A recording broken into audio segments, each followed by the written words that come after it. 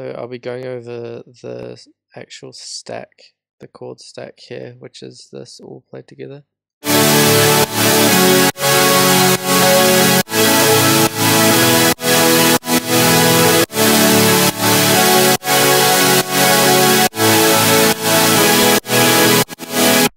So to get started, this the first layer is actually just a piano layer, just playing chords. So this is what this sounds like.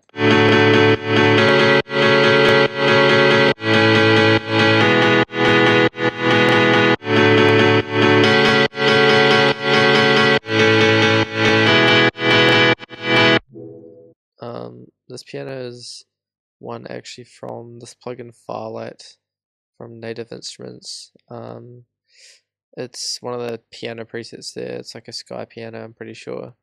It's a really cool plugin. It's like a vocal granular plugin. But yeah, so that's what that piano is from. But yeah, I usually always incorporate pianos into like my drop stacks, just so there's that layer of like organicness, I guess, in the drop, because it like really brings it all together. And just I really like the timbre and just like the sound of pianos in general. And for the second layer, we have this OTT supersaw, which sounds like this.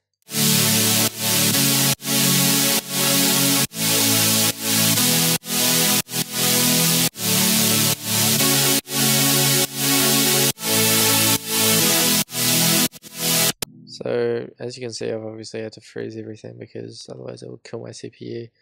But I'll show you the patch for this. So if we unfreeze this, so basically there's like a bit of OTT going on, some EQA. I actually pitched this, like all of these up a little bit just to fit the key for the video. And this is what the patch looks like. So it's pretty basic, bit of multiband compression, hyperdimension.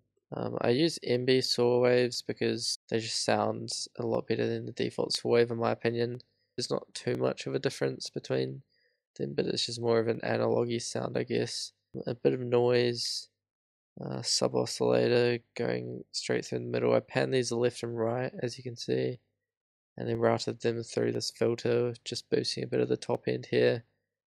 I found that putting all this through filters just makes it overall, I guess, sound just a little bit better than if you don't route them through filters. So I always like to put them through a filter, which is boosting the top end a little bit.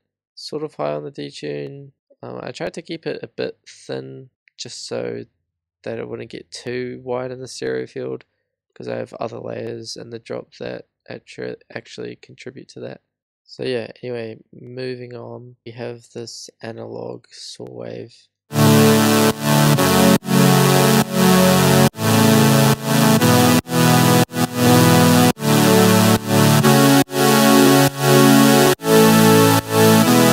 So yeah, as you can hear, it's mono, which is always good to have like an analogy mono layer and like a drop stack just to fill out this sort of center of your mix.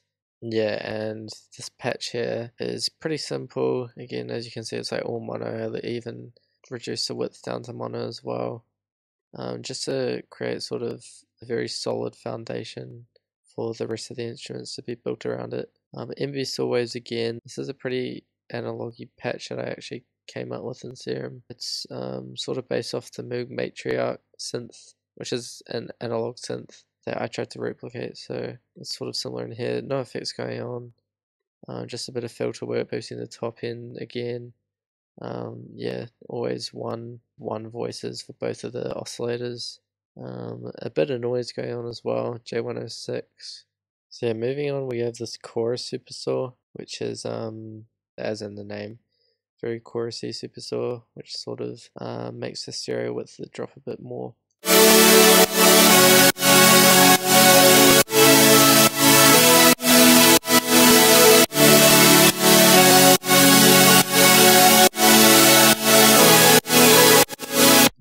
So yeah, as you can hear, the actual MIDI and the notes are playing a bit different to the others, which is another pretty important tip, is to sort of have different notes playing throughout each one of your layers, just so it fills up more of the frequencies in the frequency spectrum, and just so that it sounds like a lot more full and you're covering more notes in the chord, so that's always a good tip to have.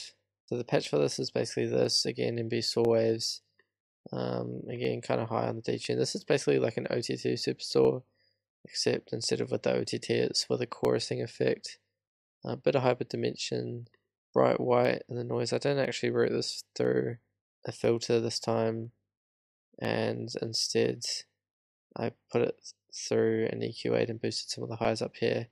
So yeah, this isn't actually mixing it, by the way. This is kind of just like doing some rough edits of the actual sound. I did put a bit of OTT on it, because usually it can get a bit dull without OTT when you're making supersaws. So that's always good. Bit of saturation, and yeah, that's kind of it for this patch. So yeah, basically those are the 4 main layers. And then this is a really important bit of layering. So this is actually just one single note. This is what it sounds like.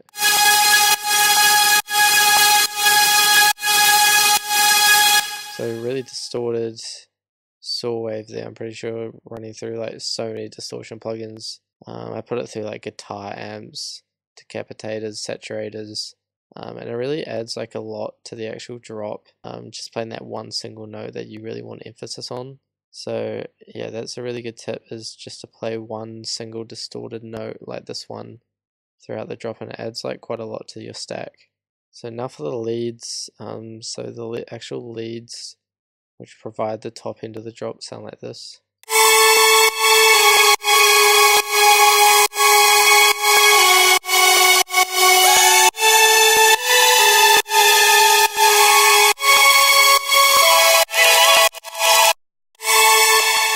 So yeah, these are all Serum as well. So the top lead sounds like this.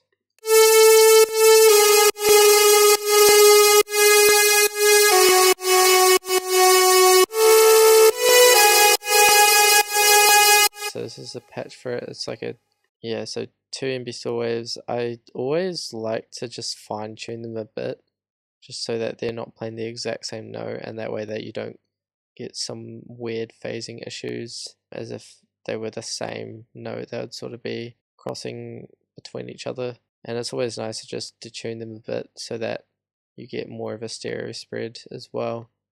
That's what like a lot of producers do as well, is just tune their oscillators a bit differently, just so that they're not the exact same pitch when they're being played back. Moving on, we have the screech lead, which sounds like this.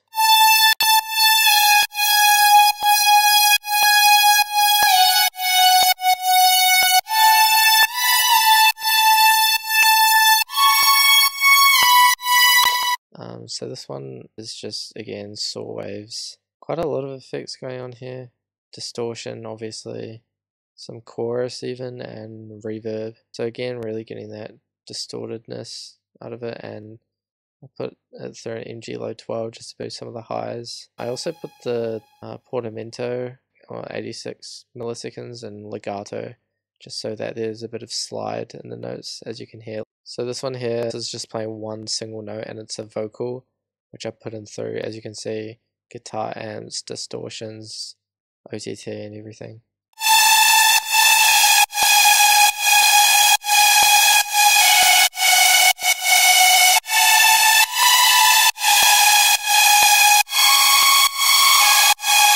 So basically I cut the lows, put an OTT on, ran it through an amp. The Ableton preset soft tube amps are actually really nice. Like, obviously it's not the best, but if you wanted to make a sound sort of like this, then it's like perfect just to go experimenting in sound design. So a bit of EQs to cut out the 1K area, because that's always kind of annoying where there's a lot of resonancies. Then I put a decapitator on it, just to really make it even more distorted. And then Valhalla Supermassive.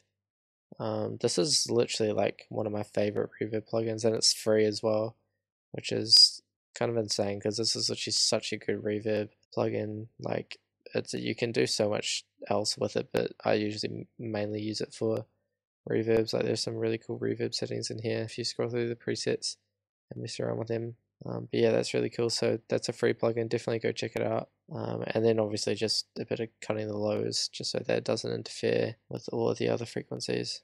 And yeah, so that basically just leaves the basses left. so the basses sound like this together.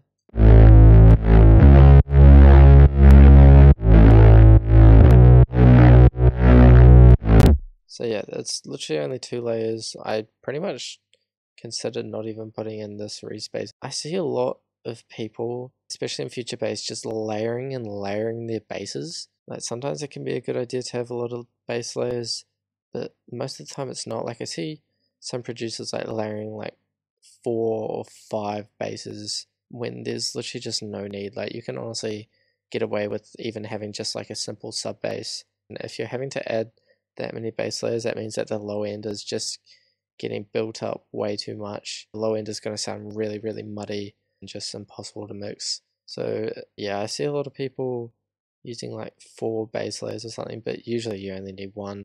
Yeah, so the respace for this actually sounds like this.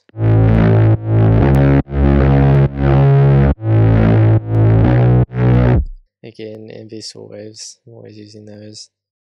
Put it through amps and EQs. Put it through a Camel Crusher as well. This is another really good free plugin that you can get just for adding distortion. And the sub bass for this.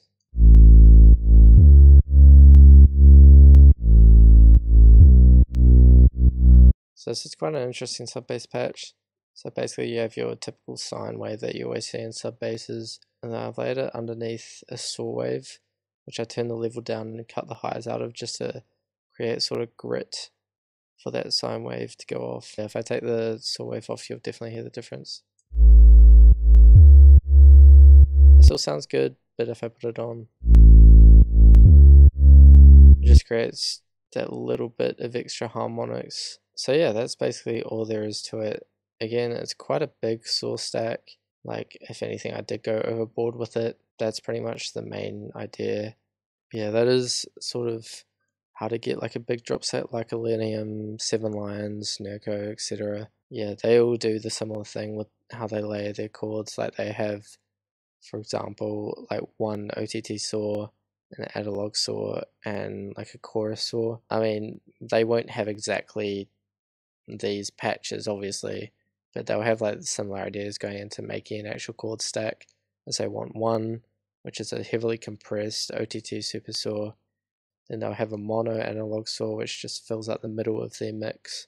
And after that, they'll typically have something like this chorus super saw, which fills out the sides of their mix and everything, just so that they have a pretty wide stereo image.